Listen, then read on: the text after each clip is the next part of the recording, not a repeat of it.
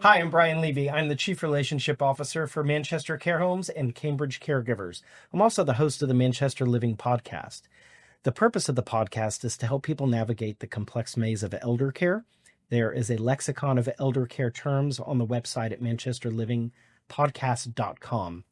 Today's episode is called Pet Therapy. As you can see in a minute, we've got 2 dogs in the studio. But first, let's roll new and noteworthy. I want you to talk too about the different types of people that you visit. I mean, we're talking about everybody from veterans to people in communities like we're at today. Right. We do veterans, we do children, we do special needs children, we do people like we're seeing today, we do seniors. There's always a lot of need in the senior communities. We've got a number of teams that are actually in schools where dogs are assisting kids in learning to read. Some of low-level readers, it helps bring them up to level by reading to the non-judgmental presence of a dog. It's just a warm, comforting presence. It's just something warm that says, yes, I want to be next to you. Yes, I love you. And yes, I care that I care about what happens to you. That was relaxing just watching. All right, let's jump in on today's pet therapy episode. Jen Hudson, Vice President of Memberships at Heart of Texas Therapy Dogs and ATD Tester. Thank you for being here. Thank you for having us. Cathy Zelzer, pet therapy volunteer and licensed professional counselor. Thank you for being here. Thanks for having us. Let's just start with who are you and what do you do? Cathy, you want to lead us? Sure. I'm a licensed professional counselor, been in business for 30 years, and have done a lot of crisis counseling and work with the military, and have used pets in my office before, and a lot of my clients have brought pets into therapy with me before, too. Great. Jen? When I'm not doing volunteer work, I am actually a college history professor, but I have been involved with pet therapy since 2016 and am one of the tester observers in the area. And that's what your title, ATD Tester. You want to explain that? ATD stands for Alliance of Therapy Dogs, and that's one of the organizations that can certify therapy dogs to be volunteers. And it's a nationwide organization. And what we do is we test for temperament and then do observe visits. So got it. That's one of the things we do. I've never done an interview with a 50-plus pound Doberman to my side. So if I stutter, I apologize. Yeah, wow. She is a big girl, but she's a very sweet girl. No doubt, yes. How did you get into this? My friend who lives in Auckland, New Zealand, who owns a Doberman, she told me about her Dobes visiting Starship Children's Hospital and told me that they were therapy dogs and that they visited different schools and things like that. So in 2013, I looked around and said, is there something like that in the States? Found Alliance of Therapy Dogs and the local group Heart of Texas Therapy Dogs and realized what it took. Finally had a Doberman that could qualify and got my first therapy dog in 2016 to pass the test. Cathy, how did you get into this? Well, actually, I got into this because of Jen. She used to bring her Dobermans into my office, and I also grew up with Dobermans. And when I heard about pet therapy, I thought, well, maybe one of my dogs might be able to qualify, and it was going to be a retirement issue for me. Like when I retired, that's what I wanted to do, was instead of me doing the therapy, I wanted one of my dogs to do the therapy. Life goals. Jen, what is the most significant emotional or cognitive benefit you've observed in seniors who participate in pet therapy? With pet therapy, it benefits everyone. For seniors, I would say, and for elder care, I would say it reduces the loneliness factor. A lot of our seniors and our elder care visitors and clients are struggling with kind of just being marginalized in the, just not enough stimulation, not enough people looking out for them, or feeling lonely because they've had to relocate into a community that is new to them. Mm-hmm. So having a dog when maybe come to visit when they can't have their own pet anymore, or they are just not capable of caring for a pet, it helps with memory. It does help with memory care. It does help with anxiety, with stress, with loneliness. It helps with all of that. Yeah. Yes. I know when I bring our dog to our care homes, the mood changes immediately. I mean, you see people pretty mellow, and then all of a sudden they get animated. Absolutely. It just changes the mood of the room. Mm-hmm. Yeah. How often are visits recommended to maximize the therapeutic benefits of seniors, Cathy? That probably varies from place to place. I know that when I visit assisted living and memory care, it depends on how many people are there. It depends on how many people are functional. And, our visits usually are 30 minutes to an hour on average. Okay. Jen, you want to add to that? The visit is dependent on the dog. Some dogs can go for longer times than other dogs. Mm-hmm.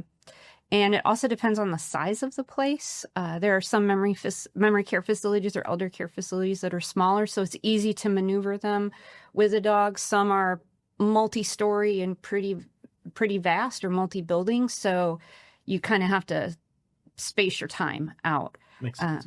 And it does depend on what the goals are. If it's memory care where the residents are kind of in a specific area for safety and security, right, then we usually look at what Cathy said about it, 30 minutes to an hour. Just we don't want to overtax anybody.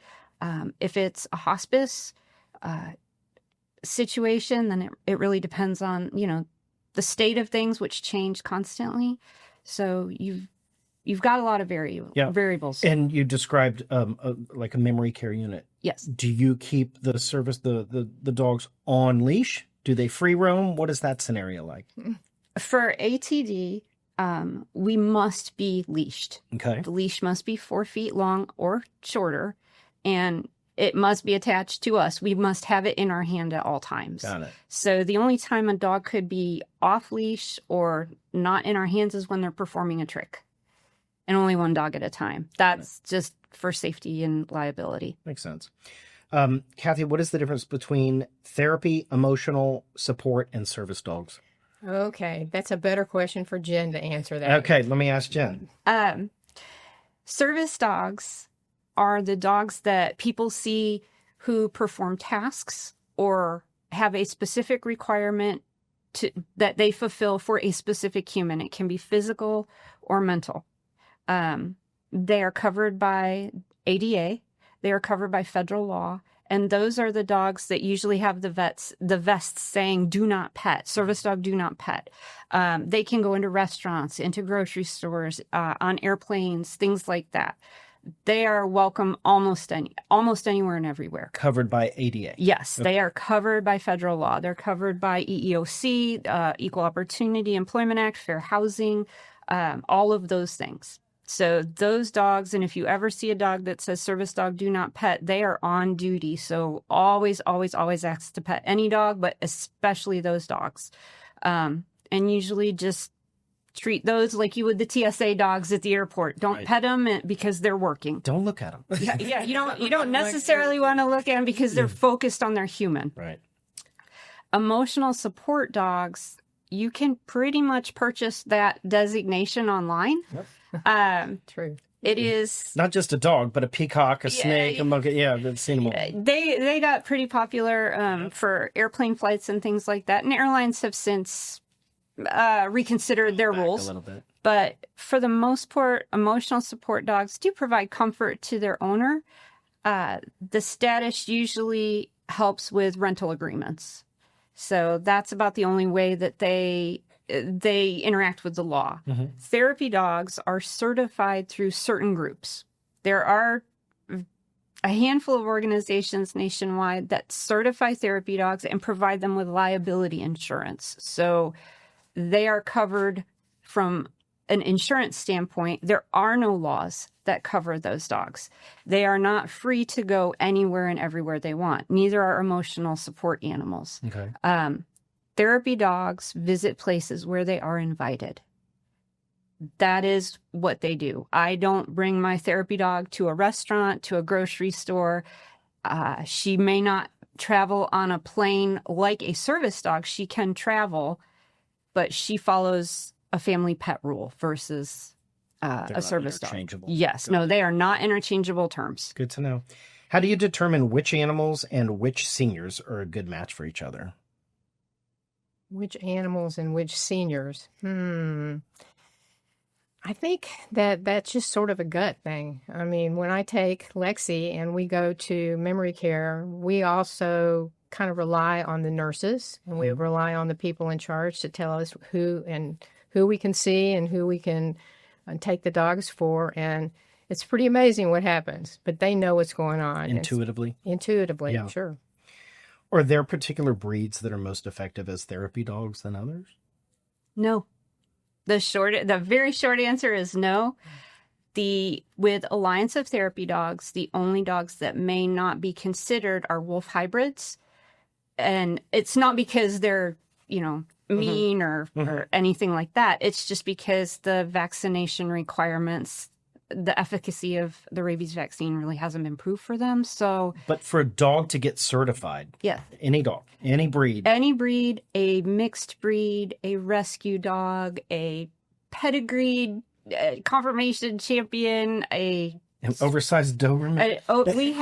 we have everything in our group from teacup size puppies to Irish Wolfhounds and Great Danes, and everything in between. Wow. What do therapy dogs provide to hospice patients, families, and caregivers? Pretty much unconditional love. Unconditional love, soothing, calmness, changes people's day, always, the staff and the people. I mean, you can see it every single time we are with one person. It changes their mood. Yeah. Dogs are nice. But They are. is there scientific proof behind this that benefits the patients and the residents? Yes, there is. Science has started to catch up to therapy work. Therapy dogs and animal-assisted therapy has been around for a long time. I mean, you're looking at equine therapy in ancient Greece. You have everyone from Florence Nightingale to Sigmund Freud documenting that, these dogs are good for mental health care. They saw that the patients were more responsive, more communicative, in a better space. And then we have the start of modern pet therapy in the 50s and the 60s that shows that everyone from adolescents to adults seem to be more receptive to the dogs themselves. So now you're seeing different types of research that says, okay, the dogs are decreasing stress. They're decreasing cortisol levels. They're increasing serotonin levels. They're better for mental health and physical health and stress relief and anxiety relief. There's a lot more research that needs to be done, but it's becoming a viable and it is a viable scientific study. Great. Yeah. What training or protocols do your therapy teams follow to ensure safety and comfort for the elderly patients and residents? With any visit, the dogs that are part of Alliance of Therapy Dogs and Heart of Texas Therapy Dogs, they are at least a year old. They must be owned by the handler for at least 6 months, and they must pass a basic wellness check by the veterinarian. Mm-hmm. The handler themselves, the human, has to go through and pass a background check, so it's not just any random person off the street. And then before the dogs even go into a facility, the handler and the dog must pass a basic handling test. Are they going to be non-reactive to other dogs if you volunteer in a group? Are they going to be non-reactive to people? Are they okay with walkers, with wheelchairs, with mobility assistance? Can they stand still? Are they, they can be exuberant and joyful, and both of our dogs are very boisterous when they're not working. Right.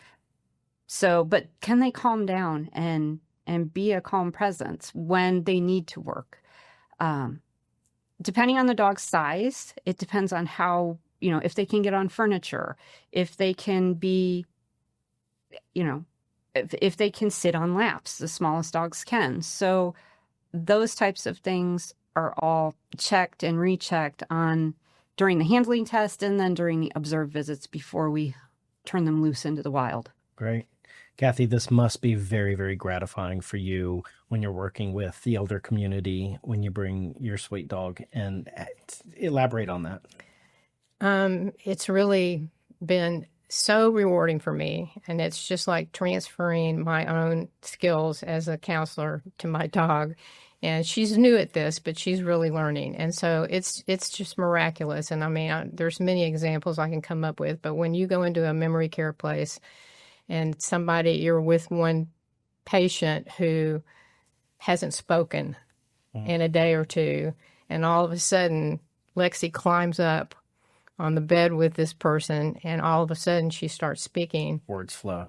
Right. What can you say? Yeah. It's a miracle. Yeah. And it's like, okay, this is something that we're doing that is really beneficial for so many people. You know, we've talked about music therapy. We've talked about doll therapy. Pet therapy is just as important. It just changes people's moods, and it brings emotions out that you know are there. And it just flows. It's kind of like somebody hearing music and they're nonverbal and they start singing. Exactly. Same reaction with a dog. Exactly. Yeah. Cathy, what haven't I asked you that you would like to share? Let me just share one of the first things that happened to me when I was in a psychiatric hospital, and we were going from unit to unit, and it was pretty new, but Lexi crawled up on the bed with someone before I could stop her. And the nurses all looked at me, and I wanted to say, should I get her down? And they went, no, no, no. There's a patient there. And all of a sudden the patient grabbed Lexi and gave her a big hug and just started crying. And I looked at the nurses, and the nurses said, he's blind. And I just almost started crying myself. And so I have to say that, yeah, anybody that has a dog or is going to get a dog and wants to do something like this is the most rewarding experience that they're going to have. Yeah. Thank you for sharing that. Jen? I have been lucky to have a lot of visits. We get to visit a lot of amazing places and people. In an elder care facility, a friend of mine's mother was there. She was not mobile. She had had several strokes. She was not verbal and needed help doing the most basic things. I knew she was there and was going to just swing by and say hi. And when we were there, she didn't have a lot of movement. That was not something that she was capable of doing. However, when we were there, she somehow was able to move and pet my dog. So she was able to pet Lynxie, and it was, you know, the nurses are looking at me, her husband is looking at me, and I'm like, okay, you know, I'm just thinking, okay, this is a Thursday. That's just how Thursday goes. But I don't think much of it at the time, other than I'm glad we're here. I'm glad we're doing it.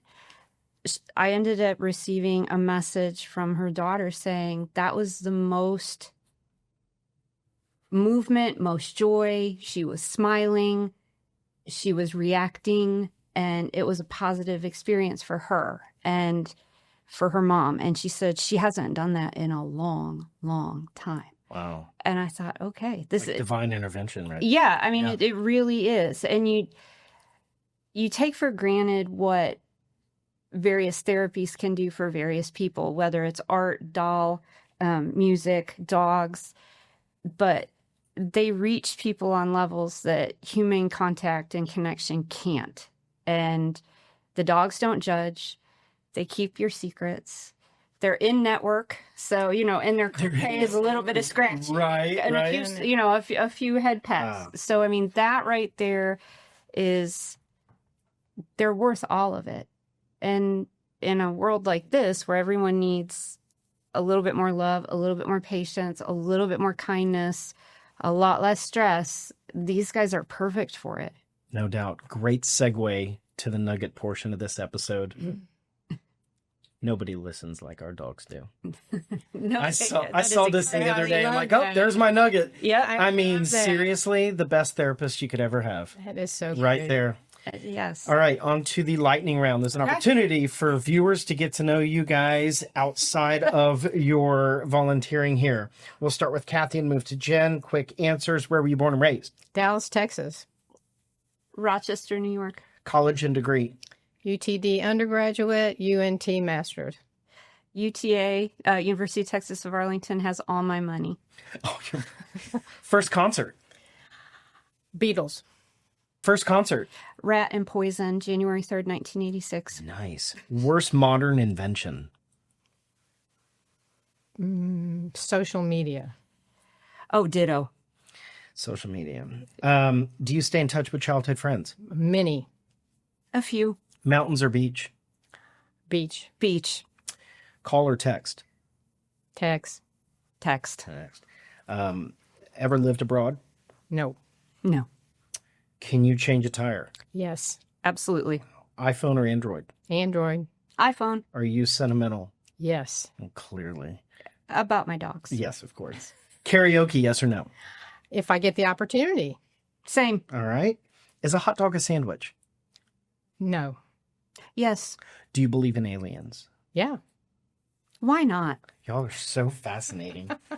Thank you both for sharing your expertise and knowledge today. And thank you, Lexi and Lennox, for being here. This is great. I've never had so much shedding and drooling and all of this in the studio, but it is wonderful. If you want to see this episode again or any past episodes, you can dial us up on YouTube, Facebook, Instagram, Spotify, manchesterlivingpodcast.com, or wherever you get your podcasts. If there's anything I can ever do for you, don't hesitate to reach out directly. If you are interested in learning more about these associations, Heart of Texas Therapy and Alliance of Therapy Dogs, we'll put the URL up on the screen. Thanks for watching today.